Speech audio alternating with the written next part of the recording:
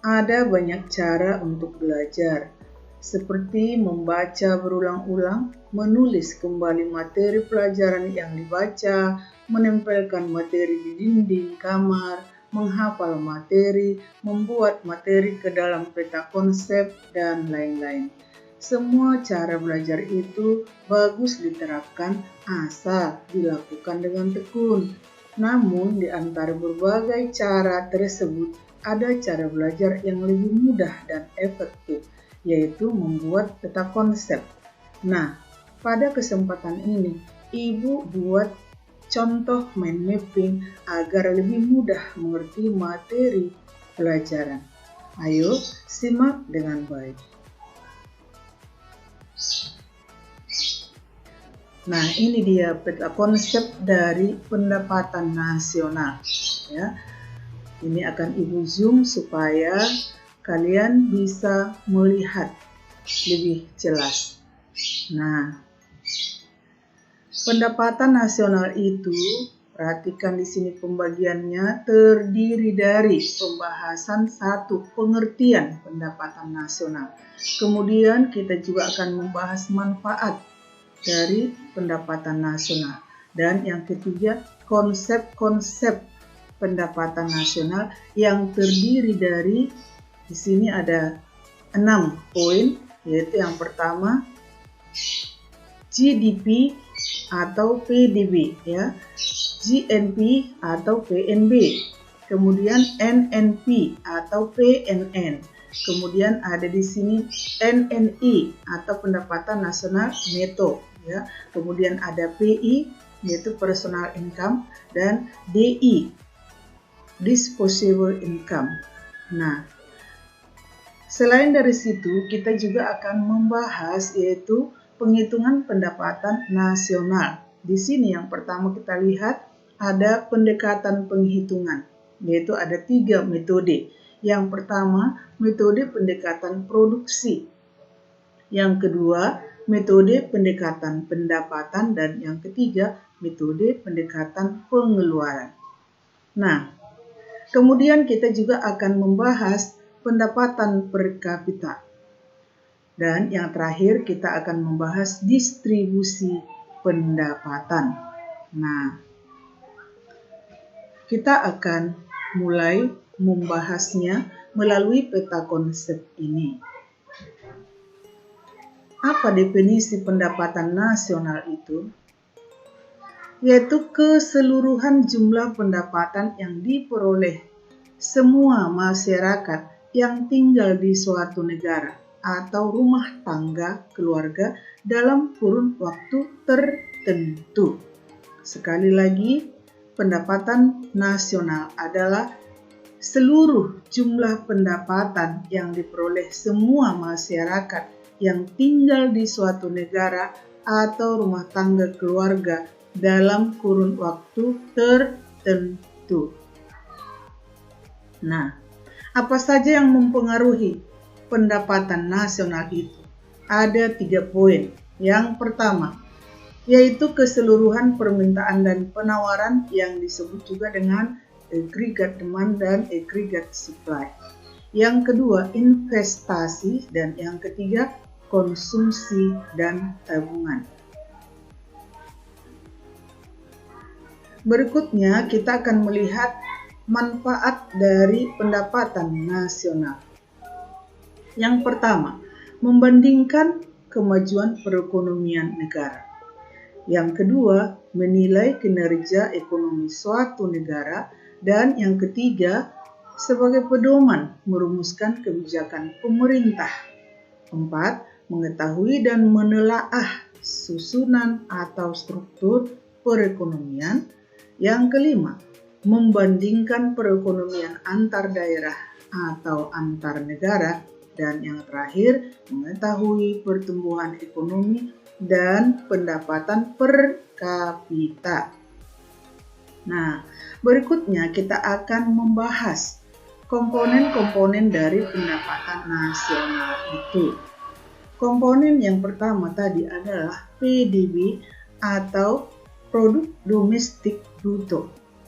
Dalam bahasa Inggris disebut Gross Domestic produk, yaitu seluruh barang dan jasa yang dihasilkan dalam satu negara, baik oleh warga negara itu sendiri maupun oleh warga negara asing yang tinggal di wilayah negara tersebut. Nah, kemudian PNB, yaitu seluruh barang dan jasa yang dihasilkan oleh seluruh warga negara, baik yang tinggal di dalam negeri maupun yang tinggal di luar negeri. Kalau demikian, apa bedanya PDB dengan PNB? Perhatikan sekali lagi, kalau PDB yaitu seluruh barang dan jasa yang dihasilkan dalam satu wilayah negara. Apakah yang menghasilkan itu warga negaranya sendiri ataupun warga negara asing yang tinggal di negara tersebut, semuanya itu dihitung. Itulah yang disebut dengan PDB. Sehingga menghitung PDB ini digunakan penghitungannya dengan cara kewilayahan. Sedangkan PNB atau produk nasional bruto itu adalah seluruh barang dan jasa yang dihasilkan oleh seluruh warga negara. Seluruh warga negara baik yang tinggal di dalam negeri maupun yang tinggal di luar negeri. Sehingga PNB dapat dihitung dengan cara PDB, perhatikan rumusnya, PDB tambah pendapatan faktor warga negara yang tinggal di luar negeri dikurang dengan pendapatan faktor warga negara asing yang tinggal di dalam negeri. Nah, jelas ya? Kemudian kita lanjutkan, yaitu PNN atau NNP. PNN produk nasional neto, NNP net nasional produk. Oke. PNN dapat dihitung dengan cara PNB kurang depresiasi. Apa itu depresiasi? Depresiasi adalah penyusutan barang modal. Nah, berikutnya yaitu NNI, yaitu Net National Income atau pendapatan nasional neto. NNI sama dengan PNN kurang pajak tidak langsung tambah subsidi. Apa itu pajak tidak langsung? Pajak tidak langsung adalah pajak yang bebannya dapat dialihkan kepada pihak lain. Contohnya, pajak pertambahan nilai maupun pajak penjualan barang mewah. Nah, kemudian subsidi. Apa pula itu subsidi? Subsidi adalah bantuan pemerintah kepada perusahaan atau badan usaha supaya produk yang dihasilkan perusahaan tersebut dapat dibeli masyarakat dengan harga yang lebih murah, dengan harga yang lebih terjangkau. Contohnya, pemerintah memberi subsidi kepada Pertamina.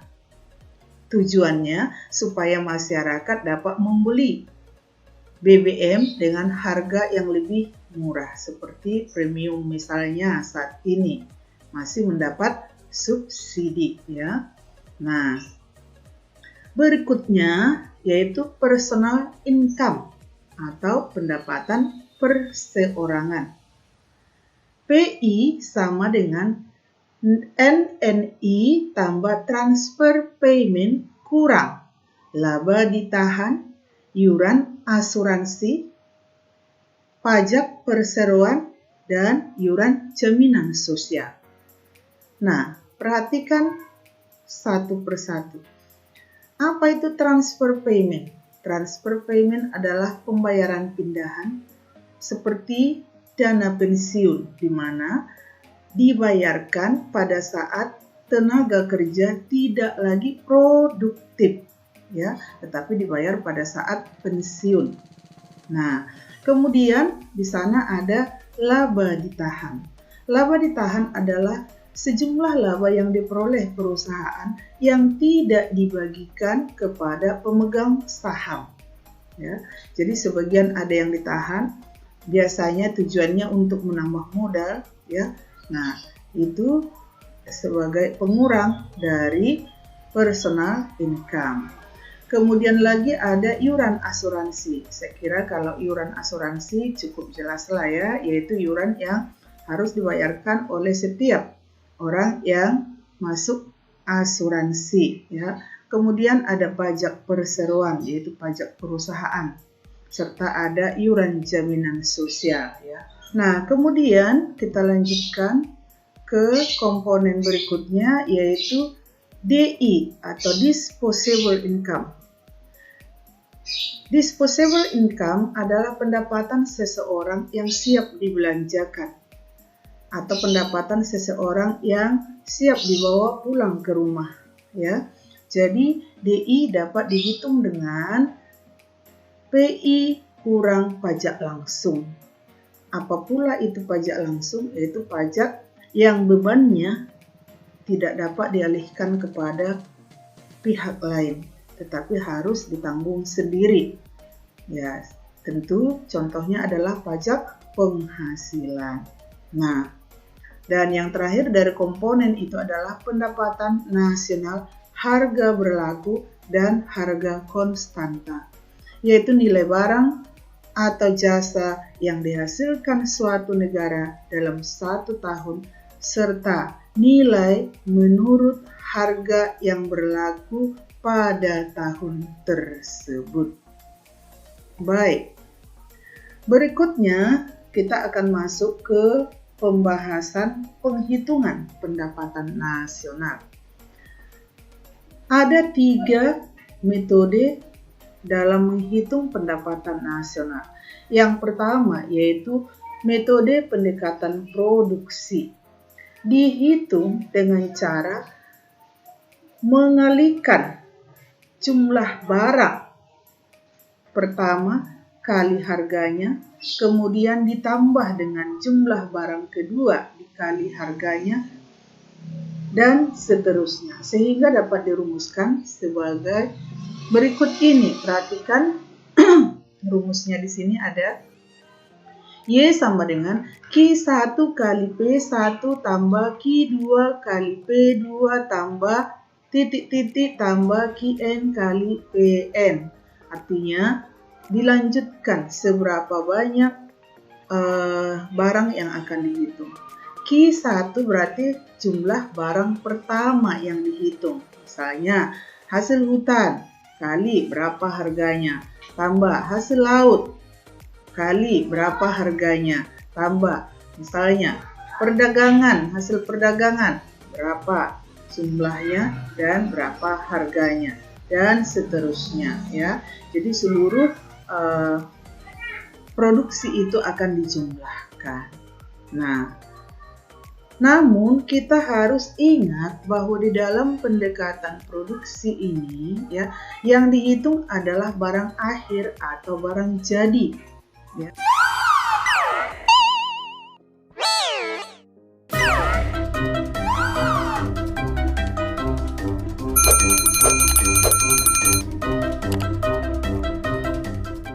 Hitung nilai tambahnya. Perhatikan contoh berikut ini.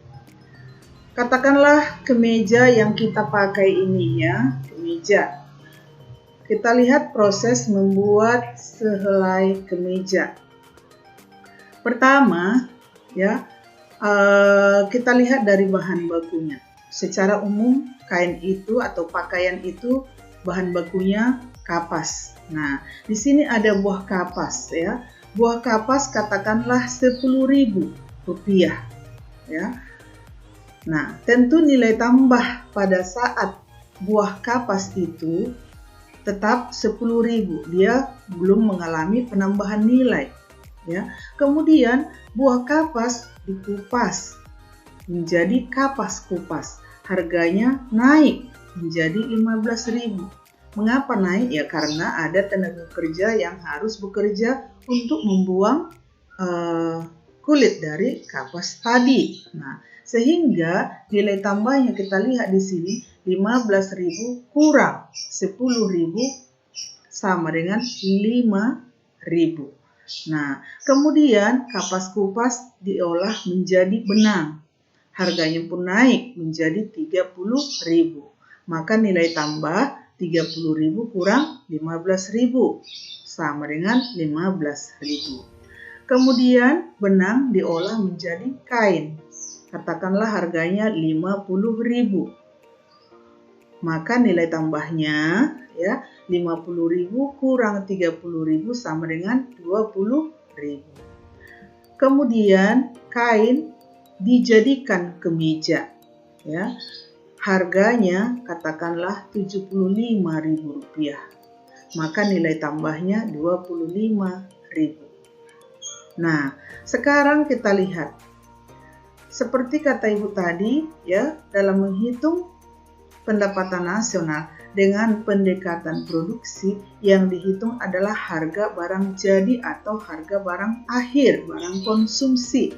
Nah, dari berbagai tahap proses produksi ini, barang akhir dari kapas itu adalah kemeja yang harganya Rp75.000. Sekarang coba kita lihat nilai tambahnya, kita jumlahkan semuanya. 10 tambah 5 tambah 15 tambah 20 tambah 25 sama dengan 75.000. Sama ya, jumlah nilai tambah ini sama dengan harga jadi atau harga barang akhir dari kapas tadi. Nah, mengapa yang dijumlahkan itu adalah nilai tambah atau harga barang jadi? Itu tujuannya supaya menghindari penghitungan ganda. Kalau ini kita jumlahkan semua ya, maka hasilnya menjadi 180.000. Nah, ini tentu salah karena yang 180.000 ini merupakan harga kapas, harga buah kapas, harga kapas kupas, harga benang, harga kain, dan harga kemeja ya. Jadi kemeja itu padahal dibuat dari kapas tadi ya. Kemudian kapas diolah yang akhirnya jadilah kemeja. Nah, itu dia. Selanjutnya kita akan membahas metode pendekatan yang kedua, yaitu pendekatan pendapatan. Menghitung pendapatan nasional dengan pendekatan pendapatan adalah dengan menjumlahkan seluruh pendapatan yang diterima oleh masyarakat sebagai pemilik faktor produksi. Adapun faktor produksi terdiri dari tanah, tenaga kerja, modal, dan entrepreneur. Nah, tanah ya, sebagai masyarakat pemilik tanah, maka dia akan mendapatkan sewa yang disebut dengan rent ya. Rent, kemudian tenaga kerja akan memperoleh upah sebagai balas jasa, kemudian ya pemilik modal akan memperoleh interest sebagai balas jasa dari modalnya, dan pengusaha akan memperoleh laba. Maka ya dapat dirumuskan Y sama dengan R tambah W tambah I tambah P. Y itu adalah pendapatan nasional atau NI, national income ya. R, rent, W, wage, I, interest, dan P, profit atau laba. R, sewa, W, upah, I, bunga, dan P adalah laba. Oke. Yang ketiga yaitu pendekatan pengeluaran. Rumusnya Y sama dengan C tambah I tambah G tambah X kurang M. C itu adalah konsumsi masyarakat, I investasi, G government expenditure, X ekspor, dan M impor. Nah, jadi dengan menjumlahkan seluruh pengeluaran masyarakat atau pengeluaran satu negara. Sekali lagi, pendekatan pengeluaran yaitu dengan cara menjumlahkan seluruh pengeluaran satu negara. Baik, kita lanjutkan, yaitu pendapatan per kapita. Pendapatan per kapita adalah tingkat rata-rata pendapatan penduduk suatu negara pada periode tertentu dengan jumlah penduduk di negara tersebut. Nah, adapun rumus untuk menghitung pendapatan per kapita adalah IPC sama dengan sigma GNP per sigma penduduk, ya. Nah, atau supaya lebih jelas, pendapatan per kapita itu sama dengan jumlah PNB bagi jumlah penduduk. Berikutnya adalah distribusi pendapatan. Distribusi pendapatan merupakan tingkat persebaran pendapatan di suatu wilayah atau daerah. Kalau kita perhatikan, ya, ada beberapa cara melihat, ya, beberapa cara untuk melihat bagaimana persebaran pendapatan di suatu negara atau di suatu daerah.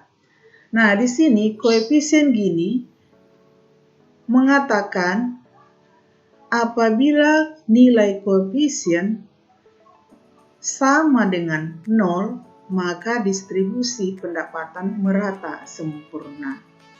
Dan apabila koefisien berada antara 0 sampai 0,4, maka ditemukan tingkat ketimpangan rendah. Apabila 0,4 sampai 0,5, maka tingkat ketimpangan sedang. Dan apabila 0,5 sampai kurang dari 1, maka tingkat ketimpangan tinggi. Dan apabila nilai koefisien sama dengan 1, maka tidak merata sempurna atau pendapatan nasional itu hanya dikuasai oleh sekelompok orang saja, ya. Apa itu koefisien Gini? Koefisien Gini merupakan perbandingan antara persentase kumulatif tingkat pendapatan dan nilai koefisien Gini. Nah, berikutnya melalui kriteria Bank Dunia. Jadi yang pertama tadi adalah cara melihat distribusi pendapatan itu adalah koefisien Gini. Yang kedua kriteria Bank Dunia, di mana Bank Dunia mengelompokkan masyarakat ke dalam kelompok 40%. Maksudnya, apabila ada 40% penduduk termiskin menikmati kurang dari 12% pendapatan nasional, berarti tingkat ketimpangan tinggi di negara tersebut. Dan apabila 40% penduduk termiskin menikmati 12-17% pendapatan nasional, maka tingkat ketimpangan dianggap sedang. Dan apabila ada 40% penduduk termiskin menikmati lebih dari 17% pendapatan nasional, berarti tingkat ketimpangan dianggap rendah atau distribusi pendapatan cukup merata. Baik, berikutnya bagaimana cara mengukur tingkat kemiskinan? Ya, karena distribusi pendapatan dapat juga dilihat dari tingkat kemiskinan.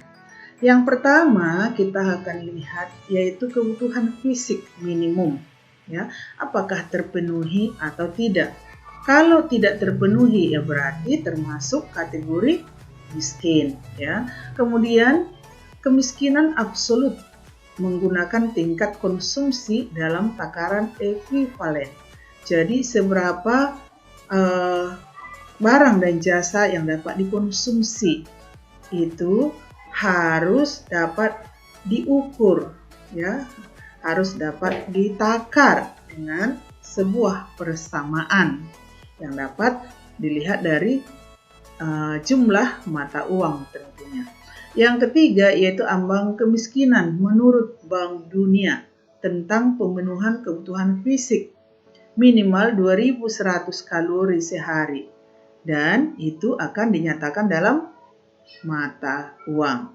Jadi kalau kita dapat memenuhi 2100 kalori dalam satu hari, berarti kita tidak lagi tergolong miskin, ya.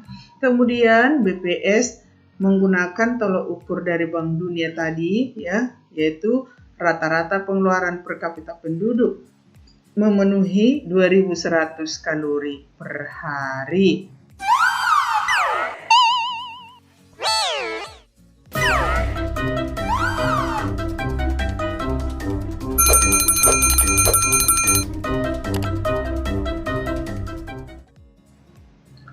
Nah, berakhir sudah materi dari pendapatan nasional. Bagaimana? Sangat mudah bukan? Ya, tentu mudah. Kita tidak perlu menghafal semua tulisan yang sampai ratusan halaman itu. Cukup baca dengan cepat materi satu kali, tentu perhatikan apa saja poin-poinnya. Setelah itu buat peta konsepnya sesuai dengan kreativitas kamu. Semakin menarik peta konsep yang kamu buat, tentu semakin semangat kamu belajar. Supaya lebih menarik, buatlah beberapa warna. Selanjutnya, peta konsep yang sudah kamu buat, jelaskan dalam bentuk video. Ingat, harus nampak wajah kamu. Berarti tidak cukup record suara saja. Juga tidak pakai animaker. Buat yang bagus ya, karena videonya untuk penilaian keterampilan dari bab 1. Oke, kita akhiri pertemuan kali ini. Sampai jumpa pada video selanjutnya. Bye.